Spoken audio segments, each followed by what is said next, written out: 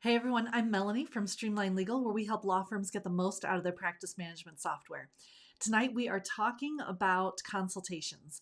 Now, as we all know, consultations are a very important part of our practice, and they can obviously keep the practice in business, lead to a great amount of sales. They're very critical in keeping our business running. But what can happen sometimes, and I talk to a lot of attorneys that feel like they sometimes, that consultation really does hijack their day because they get in there, they start talking to their potential clients, they're listening, they're being great listeners, but the day just kind of gets away from them, or the time kind of gets away from them. And the next thing you know, what was intended to be maybe a 45-minute or an hour consultation turns into an hour and a half. And now our whole schedule is put behind.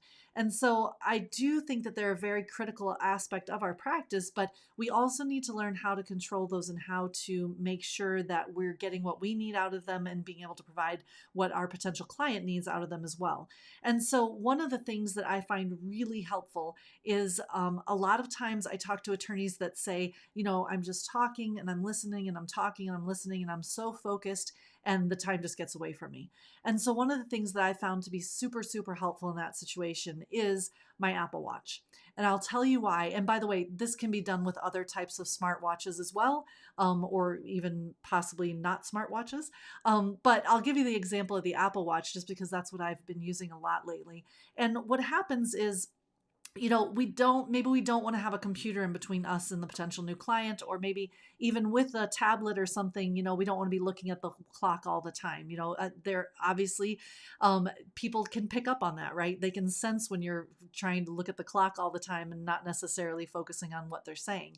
And so we want to try and avoid those kinds of things as much as possible. But if I've got that watch on, then the watch can vibrate my arm. And when it does that, it really is silent. You cannot hear it. And so what happens is when that watch vibrates my arm, that's my signal to know that there's 10 minutes left in the meeting, there's 15 minutes left in the meeting, whatever I set it for. And what I can do is I can know that when that happens, I know I need to be at this point in the meeting, right? So we need to have talked about this already. And if we haven't, we need to switch over to that subject, or we need to wrap things up, or we need to schedule our next call, or, we need to start saying our goodbyes, or whatever the milestone is that you're going to pick. You'll want to determine what milestone it is and at what time you want that alarm to go off. Now, keep in mind, technically speaking, there are a couple of different ways we can do this with an Apple Watch. We can connect our calendar, which can give us kind of a buzz, 10 minutes until the next thing, or, whatever's coming up next. Or I can connect it to my reminder app on my iPhone, and then it will buzz me as well. However, I find that the buzzes that those two notifications give me are somewhat, they're just smaller buzzes, right? Like they don't always catch my attention if I'm really engrossed in something. And so instead, I prefer to use the alarm feature. The alarm feature does shake my arm a lot more than just the reminders on the calendar or the reminder app. Instead, if I set an actual alarm on my watch, then that vibrates my arm much more vigorously, whereas I cannot miss it. Not to mention the alarm requires me to actually click a button on my watch in order to make it stop.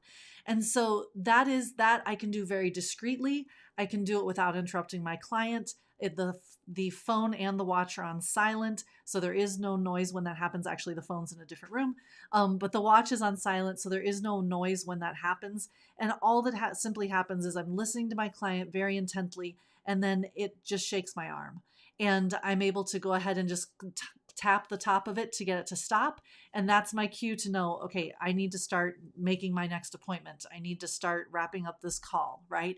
So I would definitely take a look at the technology you have. If you have a smartwatch, if you have an Apple Watch, something you can use for this purpose, and see if that's something that's going to work for you. Because like I said, it's worked very well for me, and it allows me to stay on top of what I'm doing and stay on top of my schedule while also giving my clients what they need. Because of course, if they need more time, then I'm going to either make more time on another day or figure out how we can accommodate their needs, but while sticking to my schedule, because I do believe strongly that we can accomplish both things at the same time.